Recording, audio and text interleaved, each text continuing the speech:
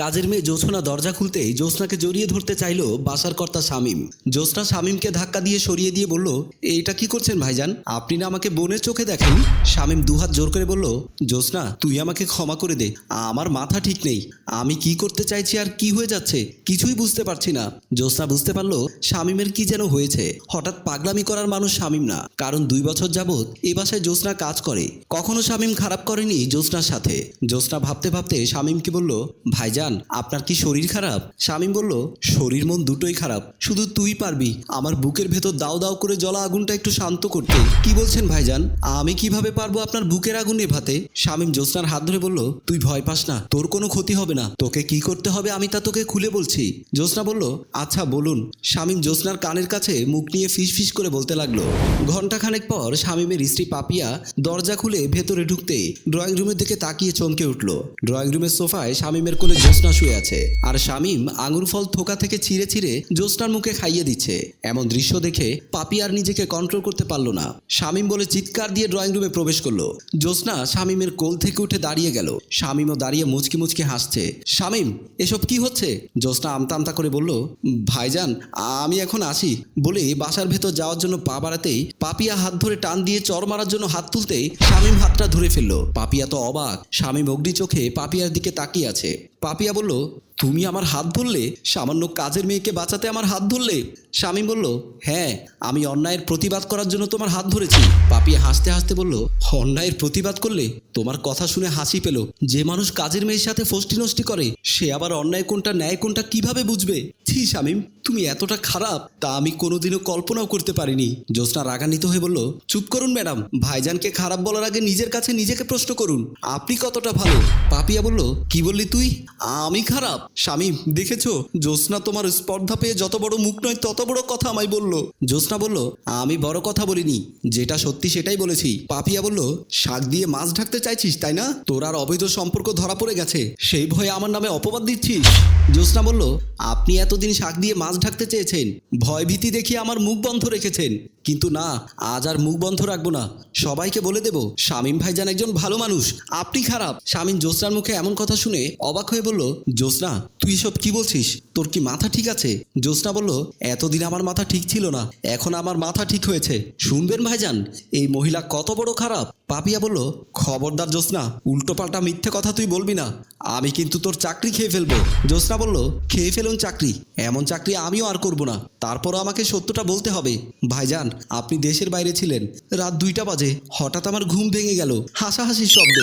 বিছানা থেকে আস্তে আস্তে উঠলাম, দরজা খুলতে আরো জোরে হাসাহাসির শব্দ কানে ভেসে আসলো। রুম থেকে বের হয়ে আপনার বেডরুমের সামনে এসে বুঝতে পারলাম শব্দটা আপনার রুম থেকে আসছে। দরজাটা হালকা করে ফাঁক করে যে দৃশ্য দেখতে পেলাম, এমন দৃশ্য দেখার জন্য আমি মোটেও প্রস্তুত ছিলাম না। একজন পুরুষের সাথে পাপিয়া ম্যাডাম এক বিছানার নিচে হাতাহাতি করছে, দুষ্টামি করছে আর হা হা করে হাসছে। আমি আমার হাতে থাকা বাটন মোবাইল দিয়ে ভিডিও করলাম। আমি ভিডিও করছি আর বিছানায় তারা রোমান্স করছে। আস্তে আস্তে তারা দুজনে বিছানায় জড়িয়ে শুয়ে পড়লো। আমি ভিডিও করে নিজের রুমে চলে আসলাম। পরের দিন সকালবেলা সামনাসামনি দেখা হতে বললাম, ভাইজান তো বাসা নেই, তাহলে গভীর রাতে কার সাথে রুমের ভেতরে এত হাসাহাসি করে? পাপিয়া ম্যাডাম থতমত খেয়ে গেল, কি বলবে বুঝতে পারছে না। আমতা আমতা করে বলল, কই কোথায়? তুই মনে হয় ভুল শুনেছিস। আমি বললাম, আমি শুনিনি, নিজ চোখে দেখেছি। আমার কথা শুনে পাপিয়া ম্যাডাম মুহূর্তের মধ্যে রূপ বদল করে আমার গলা চেপে ধরে বলল, যা দেখেছি সব ভুলে যা, তা না হলে মিথ্যা অপবাদ দিয়ে বাসা থেকে বের করে দেব, মাথার মেমোরি থেকে ডিলিট করে ফেল, তাতেই তোর মঙ্গল হবে, বলে চলে গেল। আমিও মনে মনে ভাবলাম, আপনার কাছে বললে হয়তো সংসারে অশান্তি সৃষ্টি হতে পারে, তাই এতদিন চুপ ছিলাম। যখন কিছুক্ষণ আগে আপনি আমাকে এসে আপনার সাথে কিছু সময় নাটক করতে বললেন, তখনই আমি বুঝতে পেরেছি হয়তো ম্যাডাম আপনার কাছে ধরা পড়ে গেছে। শামীম বলল, তুই ঠিকই বলেছিস, কেঁচো খুঁড়তে গিয়ে সাপ বের হয়ে এসেছে। পাপিয়া বলল, বিশ্বাস করো শামীম, এর কথা সব মিথ্যে বানোয়াট। শামীম বলল, চুপ করো, ওর কথা মিথ্যে বানোয়াট বলছো? আর আমি নিজ চোখে তোমার অফিসে গিয়ে যা দেখলাম সেগুলো কি? জ্যোৎস্না বলল, ভাইজান আমার মোবাইলে ভিডিও এখনো আছে। শামীম বলল, ভিডিওর দরকার হবে না জ্যোৎস্না, আমি তো অফিসে গিয়ে ওর অপকর্মের লাইভ দেখে এসেছি। পাপিয়া বলল, কি কি দেখে এসেছো? শামীম বলল, কি দেখেছি শুনবে? তাহলে শোনো, আজ আমাদের বিবাহ বার্ষিকী, তাই অফিস থেকে ছুটি নিয়ে তোমাকে সারপ্রাইজ দেবার জন্য তোমার ছুটির আগেই তোমার অফিসে হাতে ফুলের তোড়া নিয়ে প্রবেশ করলাম। তোমার কক্ষে ঢুকতেই যা দেখলাম তাতে আমার পায়ের নিচ থেকে মাটি সরে গিয়েছিল। পুরো পৃথিবীটা যেন ঘুরছে। তোমার অফিসের বস তোমার চেয়ারে বসে আছে আর তুমি তার কোলে বসে দোল খাচ্ছ আর দুজনে দুজনের সাথে দুষ্টামি করছো। মনে মনে ভাবলাম এমন দৃশ্য দেখার আগে কেন আমার মরণ হলো না।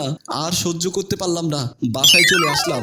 বাসায় ঢুকে জ্যোৎস্নাকে অনুরোধ করি আমার সাথে একটু নাটক করতে। তুমি আসার পর আর অভিনয় করতে হবে না। জ্যোৎস্না রাজি হয়ে গেল, কিন্তু আমি বুঝতে পারিনি জ্যোৎস্না কেন এত সহজে রাজি হয়ে গেল। এর পেছনেও যে তোর অবৈধ সম্পর্কের গল্প আছে আমি ভাবতে পারিনি। জ্যোৎস্না বলল, ভাইজান সত্যি এই মহিলা অনেক খারাপ। পাপিয়া হাত জোর করে বলল, বিশ্বাস করো আমি কোনো পাপ করিনি, আমাকে তুমি মাফ করে দাও। শামীম বলল, এত কিছু করার পরও বলছিস তুই পাপ করিসনি?